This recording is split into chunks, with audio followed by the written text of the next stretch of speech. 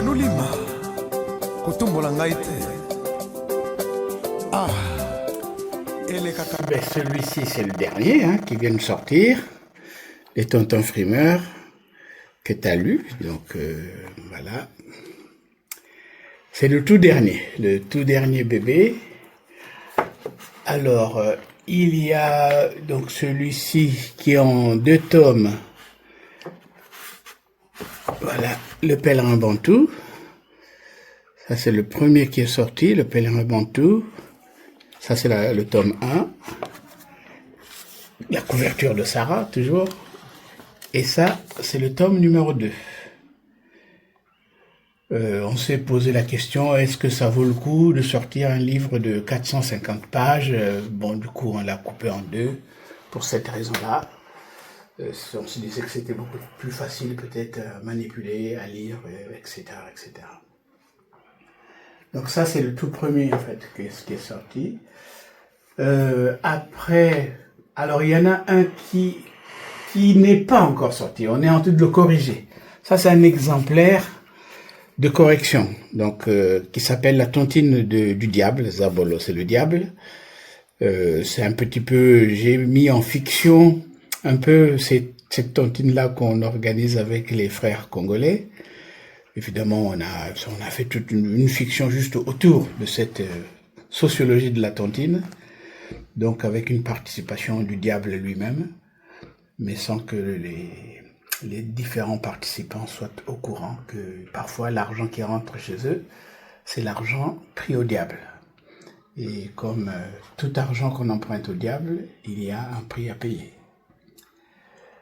Voilà, donc ça, il va sortir, mais il n'est pas sorti encore. Après, je voulais montrer... Ah ben la pièce de théâtre, elle n'est pas ici. Il y a une pièce de théâtre qui s'appelle Le mariage à tout prix. Alors, est-ce que... Ah voilà, la pièce de théâtre, elle est ici.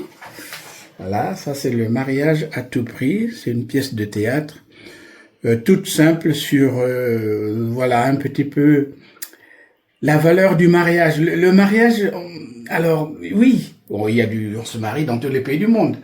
Sauf que chez nous, le mariage, il se fait. Pour les hommes, c'est pas très gênant si on a 50 ans et on n'est pas marié.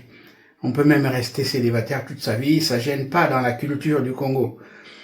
Sauf que quand tu es une femme et que tu commences à approcher la quarantaine, si t'es pas marié, ben à mon avis, tu deviens une femme vénale sans trop de valeur, et ça devient une vraie obsession pour les femmes. Elles sont prêtes à se marier à n'importe quel prix. Qui est amour ou pas amour, l'essentiel c'est d'être marié. C'est un petit peu l'histoire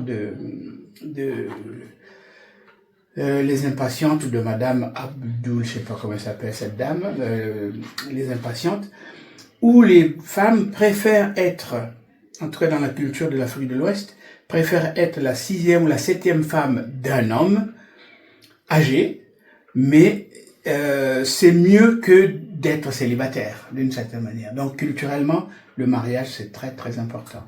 C'est une petite pièce de théâtre qu'on a trouvé très amusant et très rigolo. Ça s'appelle mes 30 premières leçons de Kilari, qui est donc le dialecte de ma mère et de mon père. Donc du coup, on a fabriqué ce livre un petit peu parce qu'on s'est rendu compte que nos enfants, nous en tant qu'immigrés, nos enfants ne parlent pas la langue que nous parlons les parents. Et on n'a jamais eu la présence d'esprit de l'apprendre à nos enfants. Puis on se dit, mais c'est une perte, peut-être quelque part. Oh, ils connaissent 2-3 mots. Donc voilà, on a commencé cette idée-là. Donc normalement, il doit y avoir 60 leçons. Ça, c'est la première partie qui est sortie et qui s'est très bien vendue. Dans la communauté congolaise, effectivement, tout le monde avait finalement un problème. Comment passer des bribes de cette langue maternelle à nos enfants. Alors ça, c'est une pièce de théâtre normalement qui va sortir, qui s'appelle La Révolution du ventre. Hein, c'est prêt, il y a qu'à... On va présenter après une version beaucoup plus correcte. Hein. Voilà, ça s'appelle La Révolution du ventre. C'est une pièce de théâtre en 6 actes. Elle est terminée. C'est une pièce un petit peu sur la révolution marxiste du Congo, qui m'a un petit peu inspiré. Finalement, dans les années 70, quand le Congo devenait marxiste, récemment, 68, c'est la création du Parti congolais du travail. Et en 70, nous, on regardait à côté le Gabon, on regardait plus loin la Côte d'Ivoire, qui choisissaient, eux, plutôt des chemins d'économie libérale. Et moi, j'avais pas une conscience politique très aiguisée, mais je sentais dans mes tripes qu'il y avait quelque chose qui n'allait pas fonctionner. Je ne sais pas pourquoi. J'ai senti que ça allait être une révolution de mots seulement, pas une véritable révolution. En tout cas, si l'égalité qu'on visait, une société sans classe, etc., si on avait réussi à la mettre en place, cette société, ça aurait été une très bonne chose. Mais je savais que ça n'allait pas être ça. C'était en fait une création d'une société de privilégiés, membres du Parti congolais du travail. Et c'est ce qui s'est passé. Et aujourd'hui, en 2025, le Congo paye le prix de cette très mauvaise décision qui a été prise en 1968. Et donc, c'est pour ça que je l'appelais la révolution du ventre. On a fait une révolution pour se nourrir, pas pour nourrir le peuple. On ne peut pas faire du social si vraiment on n'a pas à la base une économie qui permet de distribuer des richesses. On ne peut pas se nourrir d'idéologie, il faut bien des entreprises pour créer cette richesse qu'on peut après partager.